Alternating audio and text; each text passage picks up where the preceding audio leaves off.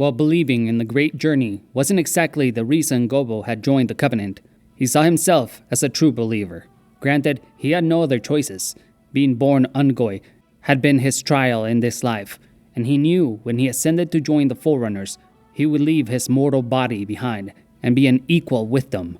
For now, however, he was stuck, being a glorified slave. The tiny demon, they mocked him, more often than not straight to his face, instead of having the decency of going behind his back. His green pigmentation made him one of a kind, but being an Ungoi, standing out, was the last thing he would want. And unfortunately, he had no one to blame but himself. His papas and mamas had warned him as a youngling not to remove his mask, and that looks were deceiving. The Jiralhani planet may have been cold, like their ancestral home of Balajo, but it lacked the methane-rich atmosphere the Ungoi needed to survive. Of course, Gobo the Green grunt didn't know this and wouldn't for years to come, but by then it was too late. The deprivation of methane-rich oxygen nitrate atmosphere had ruptured deep, important blood vessels inside him. The effects had become permanent as his skin darkened from a gentle gray to a deep blue. Once rescued, he was a mossy shade of green, almost irrecognizable. Gobo's entire clan saw him as the evil little creature, all because of the color of his skin. The only ones to ever see him as Moor were his two brothers, Yip and Bebu. Bebu had been snatched out of his mother's teat by a Jiralhani, or, as he had once heard them called, a brute. One of the slangs the humans gave them. Not as if he had ever seen a human or heard the term aside from rumors and whispers in the night from the grunts, which had returned. That was another term he had recently learned. After not seeing his brother Bebu for over a solar cycle, news had returned that after his snatching from his clan, he had been inducted into the Covenant as a minor, with no responsibilities aside from pointing a gun at the humans and taking a bullet for the nearest Anhili or Jiralhani if needed. Bebu had never returned home. His comrades had, but that was not the same, and Gobo knew it. With Yip being appointed to the position of major after another solar cycle, Gobo was left all alone. Even amongst his brothers, all he could do in his spare time, which there was nearly none as a slave, was learn to use machinery. His brother Yip had encouraged him, promising him a place in his squad if his skills were up to par with the Kig Yar in that squad. Gobo the Green Grunt had never put much stock into this option, considering the Ungoi were the bottom feeders of the hegemony, and no one would be looking to replace a Kig Yar with an Ungoi. Nevertheless, it gave him purpose, and without purpose, the mind began to wander and weaken. He understood his species wasn't considered the smartest by any means, but if he was as mindless as his brothers and sisters that teased him about the color of his skin, he was doomed to live a life as miserable as the rest. He quickly learned to use the mechanized structures of the Covenant, first with a beat-down, ravaged old ghost, and eventually working his way up to a banshee.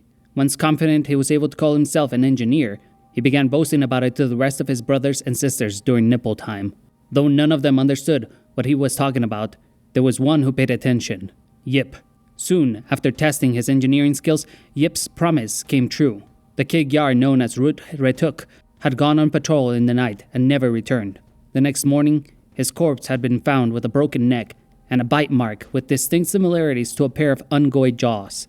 And by cycle's end, Gobo had been transferred from waste management duties to engineering of the 1136th Ungoi Squadron.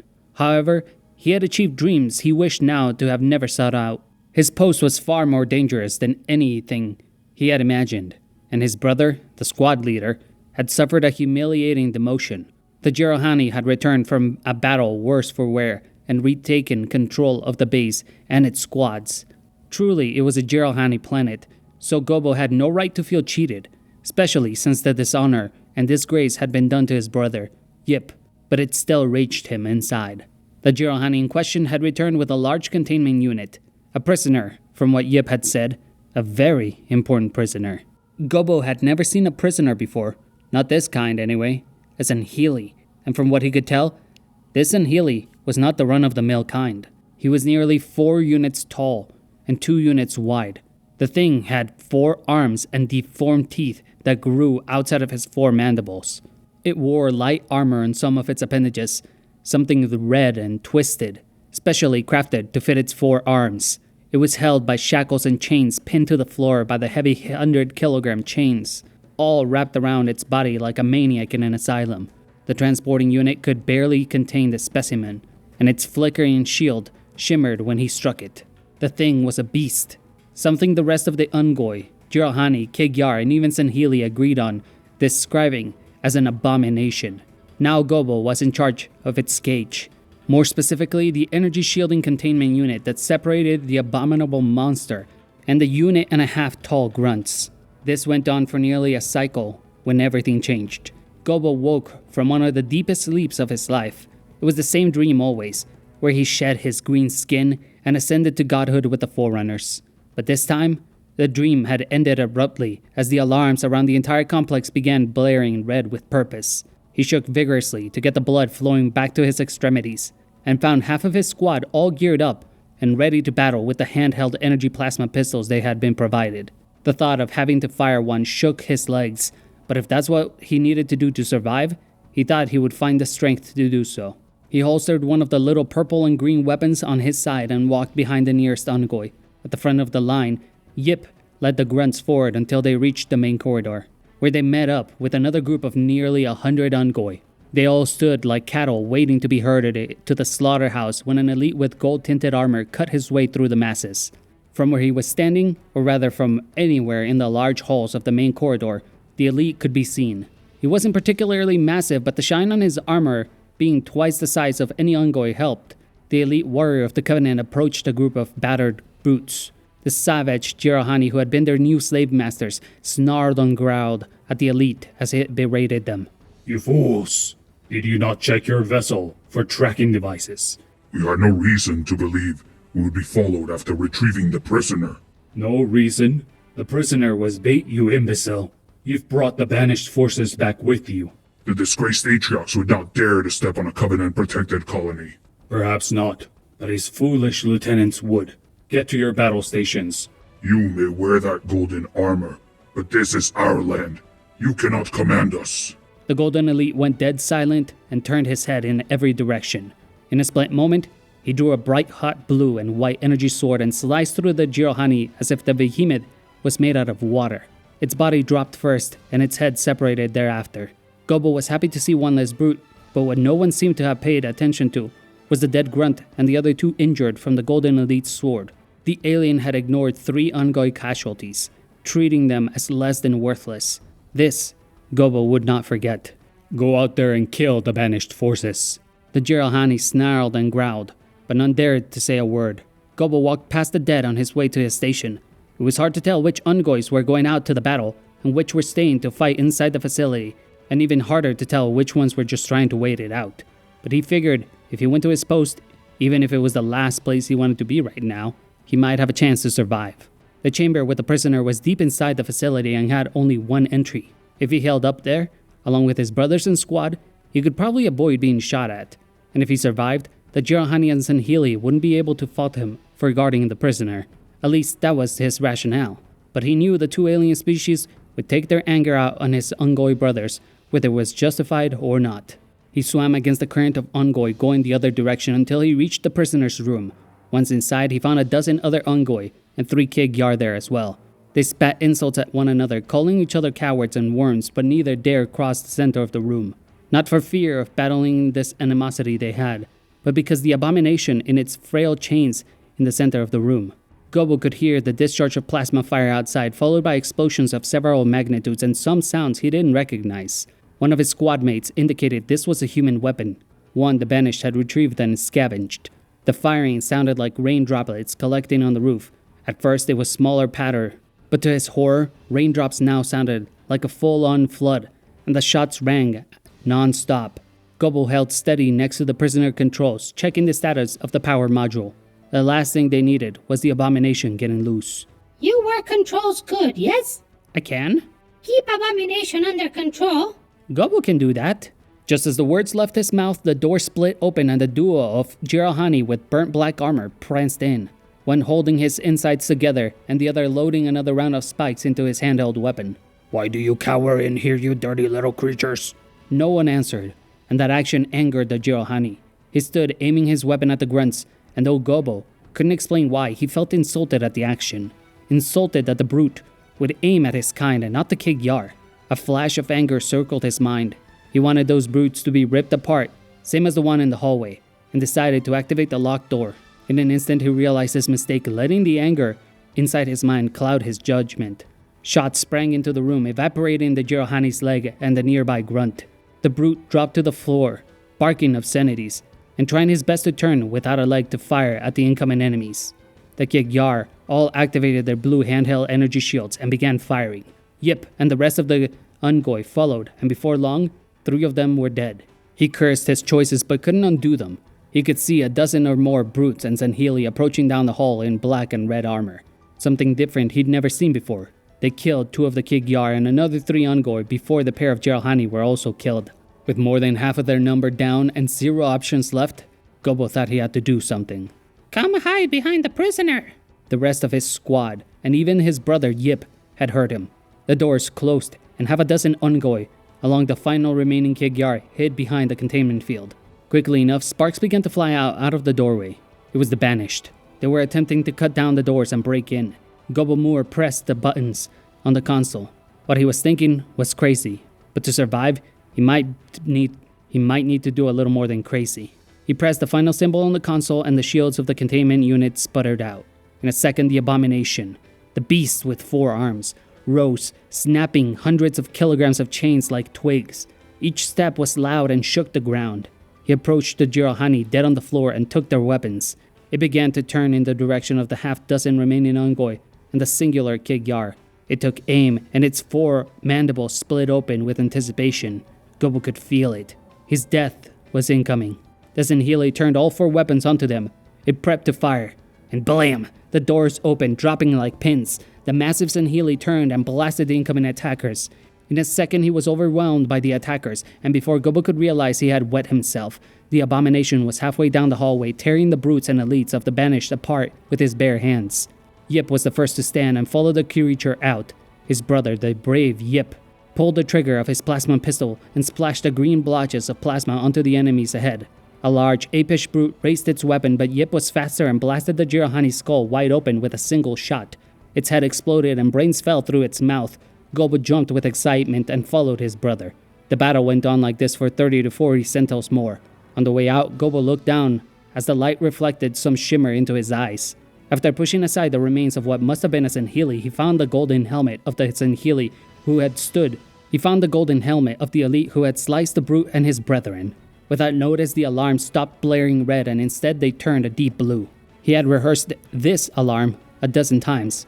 It was to denote the containment breach of the abomination, his sole responsibility. He heard the loud hissing and growling of a beast down the purple and red stained hallways. The beast, the abomination, was still hungry. Gobo turned to flee along with the rest of the survivors. They stumbled on the corpses of 3 dozen banished soldiers and twice as many of his Ungoi companions. In the chaos, he lost sight of his older brother Yip, but if anyone could survive, it would be the courageous older brother. Gobo ran as fast as he could, wobbling from side to side as his stubby little legs struggled to pace themselves. He couldn't outrun the abomination, but maybe he could hide. The sounds of horror and mayhem followed him, and every time he turned to look back, the abomination was closer, ripping and tearing apart all his would-be brothers and squad mates. 2 splashes of plasma collided on the floor ahead of him as he approached another turn, and he heard, Find your own hiding spot, little demon. He cursed his green skin and kept running. His methane tank let out a warning beep, then another and on until he could hear nothing more than the warning of his empty tank running short. No doubt the exercise was taking its toll on his supply. Gobo turned and saw the last of his brothers fending off the approaching abomination. Yip had found his way to a pair of plasma repeaters, and he was straining his sights on the 12-foot tall Zanheeli. Its shield shimmered and flickered, but it did not stop. It swung its massive arm at Yip, and in a second, the off-white and gray Ungoi flew past him into the wall. Gobo shot the meager pea-sized pods of plasma out of his puny gun, but with no real weapons training, his aim proved to be nothing more than a distraction. An ignorable distraction at that. The Zanheeli turned his back on him and decided to focus on the nearby Kigyar. The bird-like alien squealed and turned to run, but by the time its cowardice had caught up with its legs, the massive elite had already begun ripping his body in half. Long entrails spilled out from the thin alien creature, lathering the walls and the abomination's armor alike. He sat there holding the 2 halves of the jackal over his head as its guts and matter baked down, cascading into the Zanheeli's deformed open jaws. It drank the blood of the alien bird and enjoyed every second of it. The second pair of arms held a pair of repeaters shooting in all directions. The creature seemed unstoppable. A squadron of brutes, majors, entered the chamber and let off a series of explosive shots from their brute shots before being tackled to the ground by the monstrous abomination. Gobo used the distraction to help Yip back up. Surprised that his brother was still alive and breathing, the tiny couple wobbled to safety of the chamber the abomination had come out of, his old prison. Now Gobo understood. The creature, this abomination, was chasing them. Perhaps only him. His green skin was easily distinguishable from the rest of the grunts, and the Singhili creature was trying to get revenge for being locked in a cage. There was only one way this was ending. Yip and Gobo, of the clan Moor, entered the containment room. Gobo helped Yip lean against the wall and ran after the console. He walked past the corpse of his fellow squadmates and took the plasma grenades on either side of the dead Onagoi nearby. He stood with one hand ready on the buttons of the controls and another beckoning the abomination to get in close. He wagged his tiny little finger at the monster, and to his delight the creature took the bait. The abomination, the elite in red armor, ran past the half-alive, half-dead banished soldiers trying to recuperate, and into the room with Gobo and Yip. Each step shook the ground as it approached Gobo. He shook and felt himself get weaker with each millimeter that disappeared between him and the monster.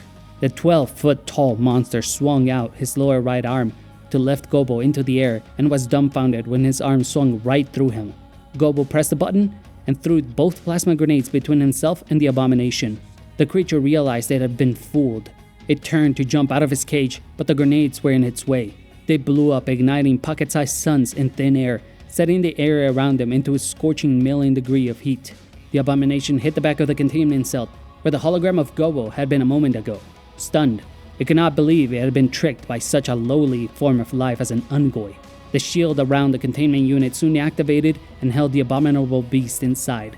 It roared and pounded at its shields, but found zero leeway. Gobo had reinforced the shielding strength by simply bypassing its life support. The creature would run out of air while the shielding had more strength to stop blows. It was a temporary measure, but the creature would be pacified. The small green grunt walked away from the controls toward Yip, and before he could speak, he felt the sharp pain of a spiker rifle needle penetrate right through his chest. He dropped to the floor in pain. He could hear two things: the deafening warnings of his methane tank that had been ruptured, and the wailing of his own cries. He turned to see where the shot had come from, and saw the trading of shots between Yip and the banished brute on the floor next to the collapsed doors. Yip lobbed a grenade and took no pause to continue shooting from the dead jackal's carbine rifle. Gobo, the tiny demon, the green grunt, smiled as he watched the last of his brothers kill the banished Jiralhani. He closed his eyes and was no more. Yip Moor, the sole survivor of the Moor clan on the Jiralhani world of Bonobo, a planet that had once belonged to the Ungoi population 100 millennia ago. The last of his nipple brothers, the rest of the survivors were children of other mothers, other fathers, other clans. Yip was now alone. He sat in the chamber full of bodies, cradling the lifeless body of his green brother, and when his Singhili in red armor arrived, a slick armor unlike anything he'd ever seen before, it wore a visor and carried a dark red blade. It surveyed the area carefully, looking around for any targets, ignoring Yip. Are you the last survivor? Yes. We received word the abomination was loose. The Silent Shadow does not concern its own agenda with such trivial matters, but we were the closest unit when the Prophet of Regret sent out the request. It's too late now. My brothers are dead. Watch your tongue, creature. The Silent Shadow assassin looked around at the dead brutes and elites wearing the colors of the banished militia. Who killed these pests? I did. The red armored elite's visor fixated on the small white and gray grunt. Very well. There may be some honor in you yet. Clean yourself up, pest. Once the Silent Shadow have eradicated all banished forces on the planet, you will report to one of our ships. As fast as the Singhili had arrived, he was gone, vanished into smoke and shadow with his active camouflaging unit. Yip gently lowered the body of the green demon known as Gobo. He removed the methane mask from his mouth and replaced it with his own. Yip closed Gobo's eyes and promised his brother's corpse one thing. If he ever saw the Banished again, he would not hesitate to make them pay for what they did to him.